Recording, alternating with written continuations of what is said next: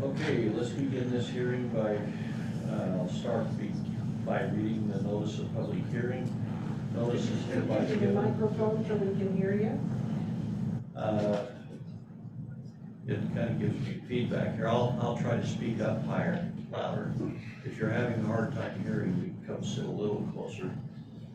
Notice is hereby given that the following hearing will be held in Bonneville County Courthouse, 605 North Capitol Avenue, Idaho Falls, Idaho, January 11th, 2023 at 1:30 p.m. by the Bonneville County Commissioners for the purpose of public hearing to amend Bonneville County zoning. Let me try to read the right notes. I was gonna say, wait a minute. Notice is hereby given that the following hearing will be held in the Bonneville County Courthouse, 605 North Capitol Avenue, Idaho Falls, January 11th, 2023 at 1:45 p.m. by the Bonneville County Commissioners for the purpose of a public hearing in relation to the application by HT Ventures and Collin Hunter on behalf of Joseph S. Sale, Harding Lane, for a rezone from residence R1 to residence R2. General location is at 247 North Harding Lane, east of Clary Avenue, north of First Street, south of Pitt Lane, Bonneville County, Idaho. There was a legal description published. Following said hearing, any and all lawful zoning regulations, restrictions, and district boundaries may be established within and upon any of all said land. This was published December 27, 2022 in the Post Register. Those present are all three commissioners, Commissioner Reed, Commissioner Walker, myself, Commissioner Christensen. We have the hearing packet that's been given to us, which includes the minutes from the planning and zoning meeting without objection, and it goes part of the record. By way of instruction to the public who wishes to testify, these are already on the record. Your testimony at the P&Z level, you don't need to repeat it because we will have it in the record review and make our decision on what we hope to do. Is if there's anything you wish to add to your testimony or new testimony, it makes it go a lot faster, than everybody who has a desire to speak gets a chance to speak. So we'll begin by having Michelle Hagan give the presentation and the review of the Planning Commission meeting. Right, thank you. Michelle Hagan with Bonneville County Planning and Zoning Department. So this is an application by Collin Hunter of Rocky Mountain Capital and HT Ventures LLC on behalf of Joseph Sale for a zoning map amendment from R-1 to R-2. The property has changed ownership from the Sales and is now in Rocky Mountain Capital LLC ownership since the initial application was submitted. The property is located on the west side of North Harding Lane, which is north of First Street and south of Kent Lane. The request includes approximately 2.474 acres. The land use designation is urban residential. The original notice proposed the R2 zone, and during the Planning Commission public hearing, the applicants indicated that they were willing to amend the request to R-1.5. Both the R2 or the R1.5 zones are residential zones that are allowed to be considered within the urban residential land use designation. The adjacent zoning districts are R1. There are other zones in the area which are RA-1 and R2. There are multiple residential subdivisions in the area with development of single-family dwellings and zero lot line twin homes. It should also be noted that the property is located within the area of impact with the City of Ammon. The property is adjacent to the City of Ammon along the west boundary. This property was included with other parcels that were included in an annexation application to the City of Ammon within the last 2 years, and the request was denied. Since that time, the adjacent parcel that has been platted and utilities have been extended along Harding Lane within the county for a 4-lot residential subdivision. Gwen, can you hover over the area that's the GT subdivision to the east? Right there. That's the property I was referencing that has since been platted into 4 residential lots with the existing R1 zone. Because of the history and the utilities, the county accepted the application to rezone the subject property. The application states that the development would be serviced by Iona Bonneville Sewer District and Falls Water. The application included a plan that proposes having the property subdivided with the existing single-family residence on 1 lot and proposes 10 zero-lot line twin homes and a dead-end road off of Harding Lane. The proposed R2 zoning district allows for single-family dwellings, 0-lot line twin homes, duplexes, triplexes, and fourplex. The lot area for individual single-family homes would have a minimum 6,000 square feet plus 1,000 for each additional dwelling unit.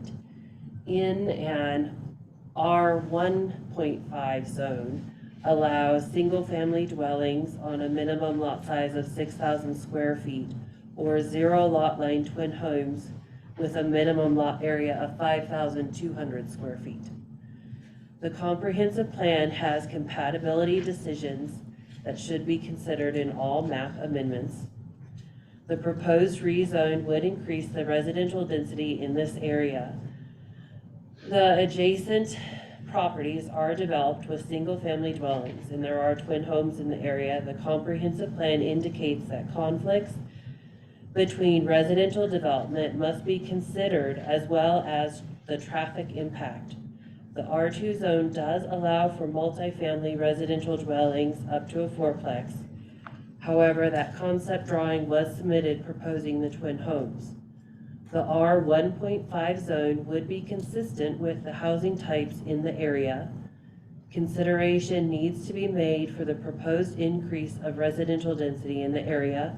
The comprehensive plan encourages development for areas of infill as opposed to peripheral or leapfrog expansion. It needs to be determined if the proposed rezone would qualify as an area of infill. There are avenues to consider conditional zoning if appropriate. The traffic flow would go north through the adjacent subdivisions as the segment of Harding Lane from this property to the south connecting to First Street is not constructed to county standard. This segment cannot be constructed at this time. There is a partial barrier that was required in the improvement drawings from the G&T subdivision it will allow for emergency services to get through along Harding Lane if necessary, but it's there to deter traffic to use Harding Lane through that segment for the bulk of the traffic. The Planning and Zoning Commission held a public hearing for the rezone request on October 26, 2022, and recommended approval to an R1.5 zone by unanimous vote. Typical conditions for rezoning requests are comply with requirements from Public Works and then platting. I would also like to note for the record, we have received a letter from the City of Ammon, which was sent to this board prior to the public hearing. I would like it noted in the record that the required notification procedure was followed. I would add that the School District 93 does receive a copy of the notice, and we have not received comments from the school district at this time. Are there any questions for me? I started writing them down to check them off as you answered. So, Great. and Mr. Walker? Yeah, just one question. You say the plans include or require partial barricade, or what what's allowed. So it was, I believe, a class 3 barricade that was required on part of Harding Lane where it's adjacent to the G&T subdivision. We have those improvement drawings. That was a requirement from Public Works during that plating process. So I would not expect that to change. Basically, the southern portion of Harding Lane below this is just a private road, private lane. It's never been approved to county standards, so as part of the previous subdivision to the east, Lance basically said they can't utilize that because it's not a county approved and maintained road. So that's why he required the barricade to go there. Well, the question is, not a private lane, it's a public right of way, but. Yeah. Public right of way, but yes, yeah, I remember that from years ago. yeah, On that area. so, you're right on that. So as I understand it, there will be a temporary cul-de-sac like we do in a lot of subdivisions as they develop with it blocked off with, or access only to emergency. And the main access would be off of, what was it, Kid Lane? Yes, it would be through Kit Lane, and they have multiple directions in which they could go to exit the area. Okay.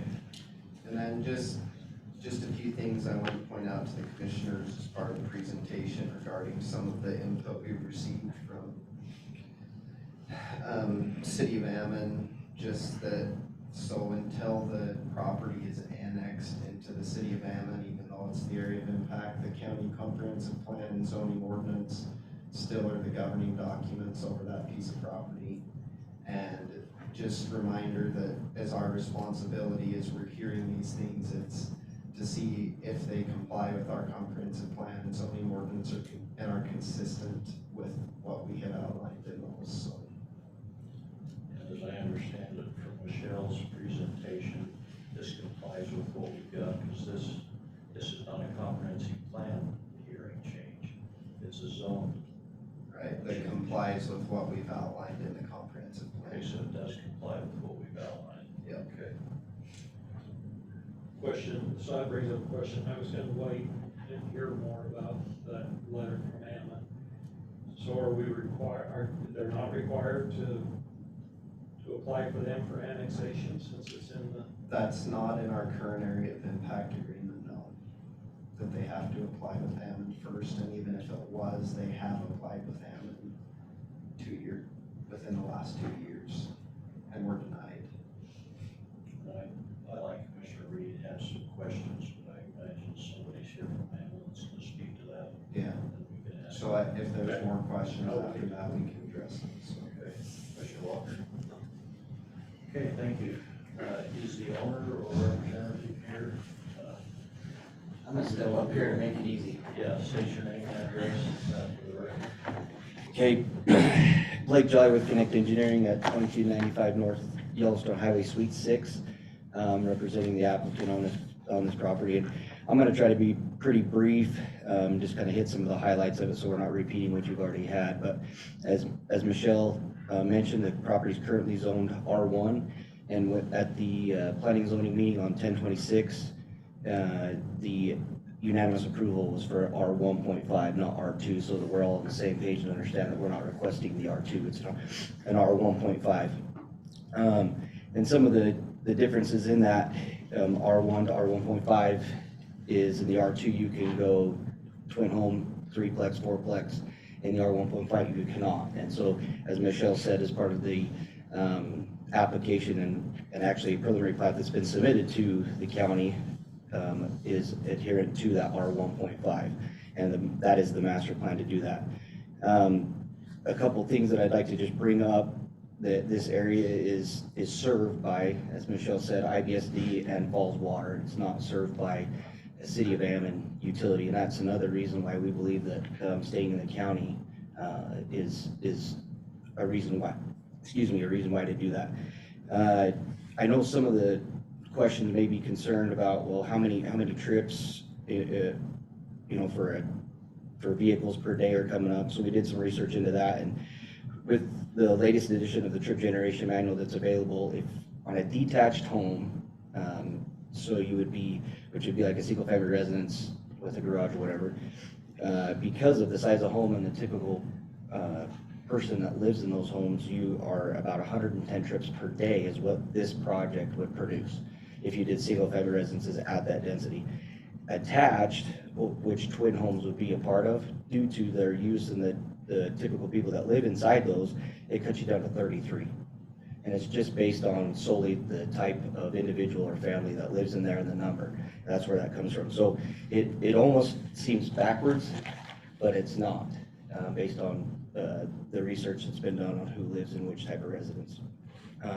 The other thing I would bring up as part of that is within a quarter mile, there's 5 accesses that somebody could find a way out to either Ammon Road or First Street as part of this piece of property. And maybe the last thing I would bring up, and I don't know, can you bring up the map that you had that showed the kind of where the zoning of city of, or not city, but the Bonneville County zoning? It's kind of interesting as I was looking through this, there's almost like a dividing line between the county and the city. They could run straight north and south. And so by doing, if we zoned or annexed into the city as part of this, this would kind of be a so-called island of the city into the county.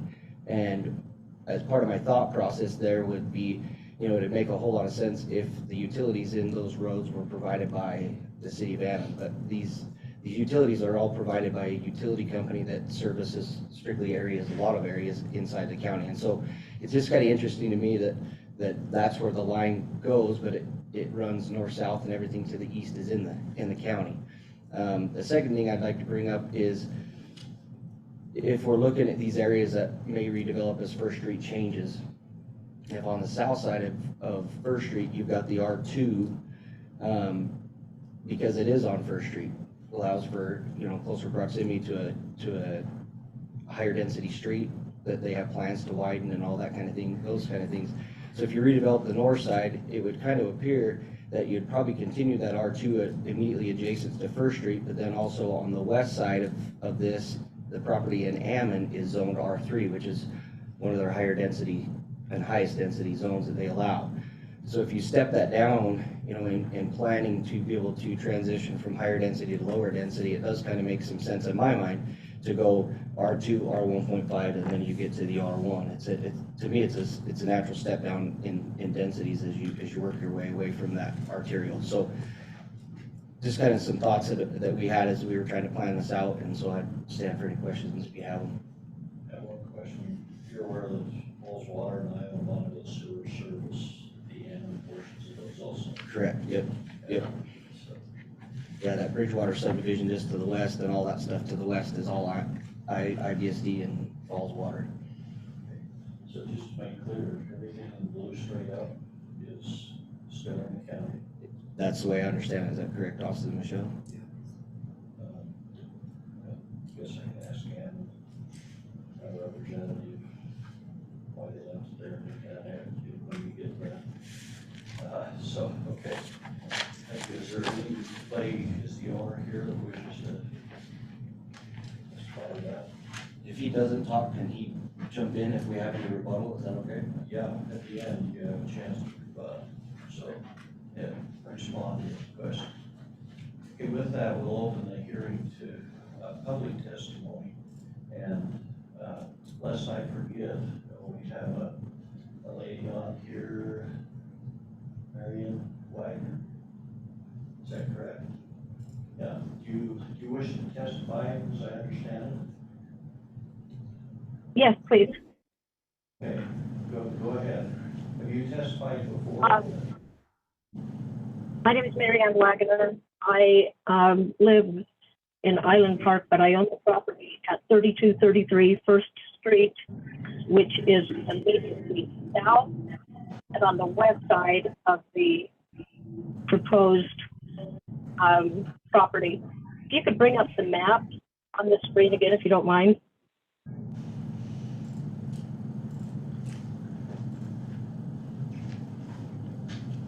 So my property is the R1, that's a rectangle shape just to the south on the west side. Over to the left, yes, that piece of property right there. And so I just want to address two things. I'm in support of this rezone. We have tried with the city of Ammon a couple of times to annex in, and they're just, once within the last 2 years, and then another time about 5 years ago, and they're just not interested in having this particular piece of property, including what the subject property now and my property, rezoned. And then, so I'm in support of the request that's being made. The only thing that I have a concern with, and I don't know if this is the proper time to bring it up, but I want to know if the developer is aware of the irrigation ditch that is running along the north side of the proposed rezone. It runs across the connection where Harding Lane and Kit Lane connect, and it runs to the south and middle of the Harding Lane proposed property where there's a row of trees, and it cuts to the south and it comes down to service my property plus the two properties immediately east. And so I just want to make sure that through the process of this, that there is a plan to keep that irrigation line open, whether it's, you know, to keep an open ditch or to have it tiled. But the three property owners there do use the water from Progressive Irrigation District to irrigate those three properties. That's all I have. We could probably address that in any rezone. They are obligated to provide the water to those who are downstream in whatever conditions put on there. So, okay, thank you. Excellent. Thank you. Okay. Any other members of the public wish to testify? Yes, sir. You've been waiting patiently. State your name and address. Lavar's Honor, 326 Red Forks Drive. I own the property where it butts up against it. And when the last meeting on the 26th, when they decided to go to 1.5, we agreed that was fine. And we still believe that's fine, but not rezoned to 2. That's a residential area. It's been that way all along both sides. Something that really needs to be addressed now, whether it's you or Hammond, is that road. You try to pull on that road at 8 o'clock in the morning and you can't get on First Street. Something has to be done. We moved out 26 years ago and they said 5 years we'll have that 5-lane road. Well, that was 26 years ago and we're still down to 2-lane on one end and 2-lane on the other. And so we add more homes and more apartments and things all the time, and we still just stumble all over our feet. Thank you. Your wife wish to have the last word. No, that's fine. I had a no button, but I didn't dare bring it. Yes, ma'am. So my name is Heather McBride. I'm here. In the back first. Oh, okay. So I'm sorry. I thought normally. Address. Time to express my opinion. I speak in opposition to this rezoning. Who is speaking? My name is Colleen Tabor. I live at 3247 East Kit Lane. And I think you guys are getting the cart before the horse. You want to bring all these families into an area that doesn't have adequate ability to get to it. First Street is an absolute mess between Iona Road and Hit Road, with a 2-lane bridge that's a treacherous bottleneck. And if we don't get somebody killed on it soon, it's gonna be a surprise. Because the cars heading west in the evening to go home, get up to where all of a sudden the lanes disappear and they turn like this and shine their lights right into the traffic that's heading east, so they can't see. The bridges have been run into several times.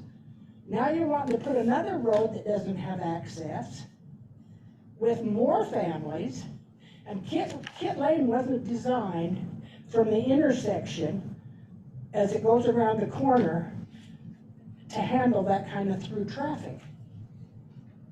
It just isn't. It's not that wide. It's narrower than it is down at the other end, on the west end of Kit Lane. The road's wider. And not all the cars down there park in their driveways or in their garages. They park on the street. and they park going the wrong way, so they're almost diagonal parking. It's barely one lane. So you're bringing in all these more people with more cars and no access. And I think until you're ready to do something with First Street, it's like driving in a minefield. Ever since they put those apartments in there, it's craters. They're not potholes, they're craters. And they come and patch them year round. It's not just in the winter. And it lasts about 3 days. They did a poor job putting it in. It has poor sub-base, poor workmanship, won't hold a patch. And you gotta drive like this going down First Street to get past all that or ruin your car. So I think until you're ready to do something with those areas to make them fit to travel on, we don't need any more families in there with any more cars. Thank you. Okay.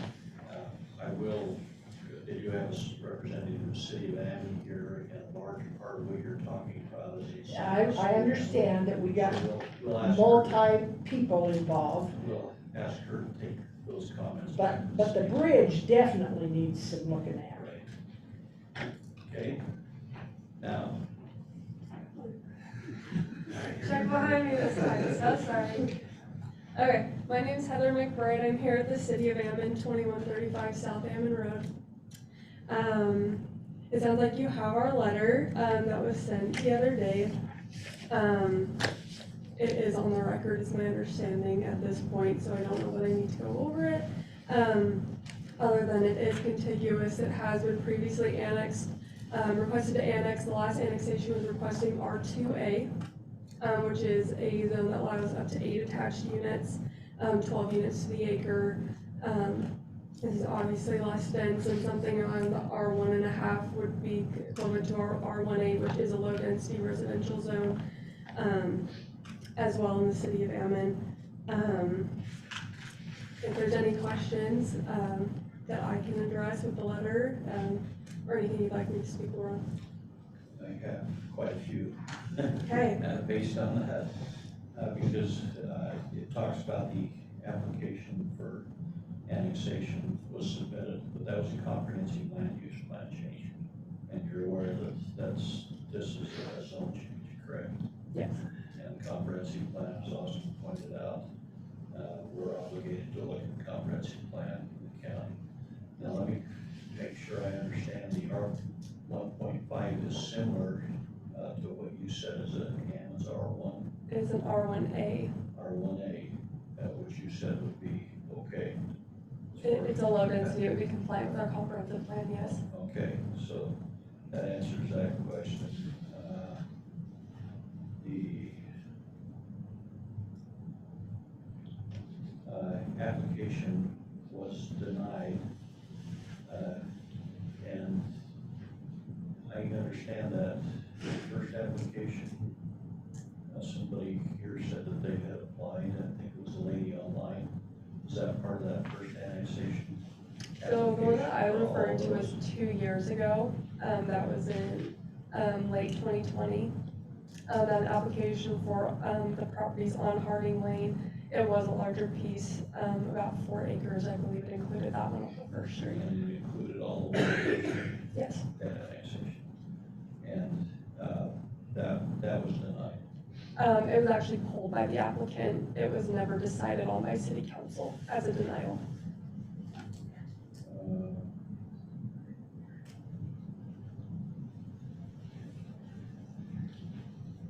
Yeah, okay, that's where your letters said it included the properties.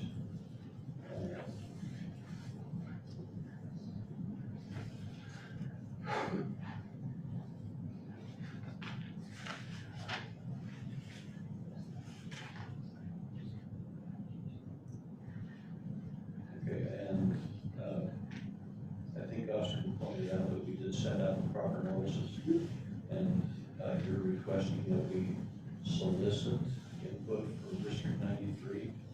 request comments. Request comments? The city will do that on, so the request was for R2, which is Right. similar to a higher density zone in Ammon, which we request comments from the school district for on all high residential applications. How do you request comments? Do you pick up the phone or do you just send them a notice, tell them that We typically have either the developer or the city send an email requesting, comments on the application. how do we handle that? We just have a list of all the different entities that may have interest in what rezone applications or comprehensive land use changes are taking place that we mail them to, just so that we don't get involved in reaching out to one party and not reaching out to another and having to deal with And that. has the school responded in the past from time to time on different? From time to Yeah. time, different applications, they do not respond. Not to this one, but they will respond if they have concerns generally, so. Okay. Then also point out in your letter that it needs to be within 2 acres. This is 2.4 acres. Yeah, so in that, I was just talking about, as we said, the request was for R2 zoning, so I did not know about the R1.5. It was advertised as planning for the planning and zoning hearing, it was not advertised after this hearing, it was advertised as R2. And so I was going based on the R2 zoning. So I was explaining some of the requirements that R2 zoning has in the city of Ammon. Because the,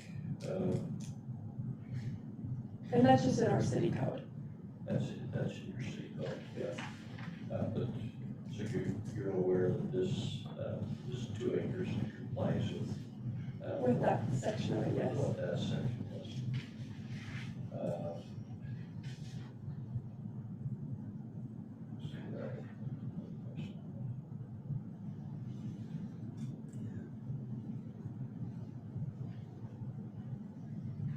Oh, yeah, it says,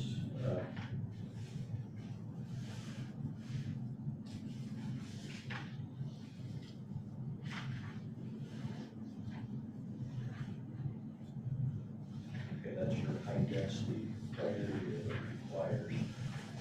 Yeah.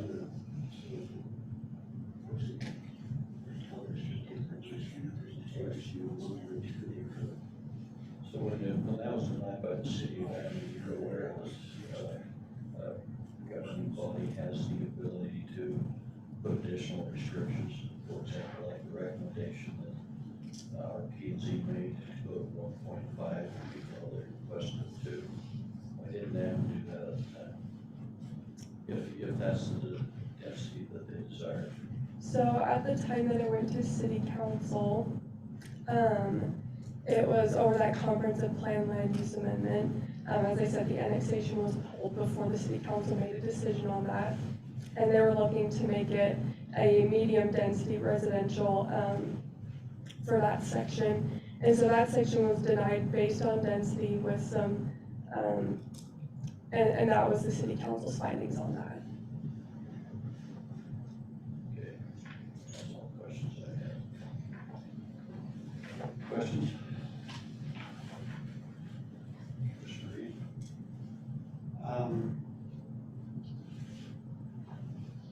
I guess I was a little bit curious of your thoughts in that the city would require the developer to connect to Harding Lane. Or that's a little bit premature, right? That will happen during the platting. Sure, so as I said in the letter, that was at the time they applied with the city. Oh, That would have been a requirement of the city at that, with that application at that time. okay. But you're also aware that application included the properties that could be Yes. required on this design. Yeah, that was just as information. We just wanted to make you aware of it. Okay, I have one other question. Well, and yeah, let me finish up on this because maybe our planning and zoning can address it when they wrap up at the end. But, well, and it is premature because the roads will be during platting. It just appears that we've got some pretty tight distances between roads coming onto First Street, but it really wouldn't apply for the reasons. That's all.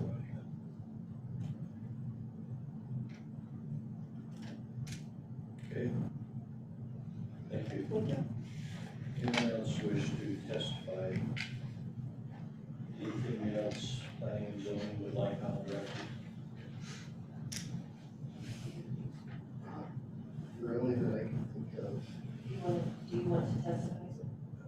about, Come up with a station name and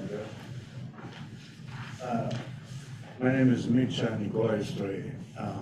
I reside on 3634 East, 19th Street North in Idaho Falls. The reason I stopped here is yesterday I stopped at the zoning office and I found out that my property that used to be 3 lots has been changed in 1 lot. And my concern is, why did they do that without informing me about it? Okay, let me ask you a question. What was your address again? 3634 East, 19th Street North in Lincolntown. Oh, in Lincoln? That might be a good thing that you could visit with them on, but it's not part of this hearing because that's an old. But that's what I've been told at the zoning office yesterday to come to this hearing today. That was for the zoning amendments, which was the last hearing. Oh. That's already completed. It's already, That was the first hearing on the, so, I didn't know, I just got here a little bit late. oh, okay. So, So if that's been closed, we can't take public testimony on that. But I think that you could visit with them and they could. Yeah, we can try to address any concerns that you have on that, so. well, so then I came for nothing. Because I've got a son that lives in Sweden and he wants to come and visit.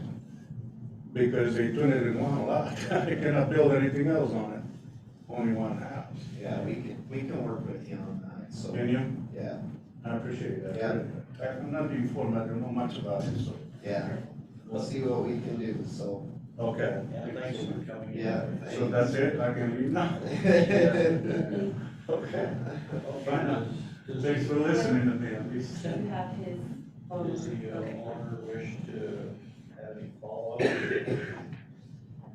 I just clarify the strategy. Blake Jolly with Connect Engineering, 2295 North Yellowstone Highway, Suite 6. I just wanted to make sure that, I know that the gal that's online mentioned the irrigation ditch, and you kind of addressed that. We understand that, I just want to make sure that she knows that we're aware that that ditch is there. We're all aware of kind of those First Street concerns, and can't remember, Heather, were you there when we did that application 2 years ago? I was a part of the application for the part that said was denied.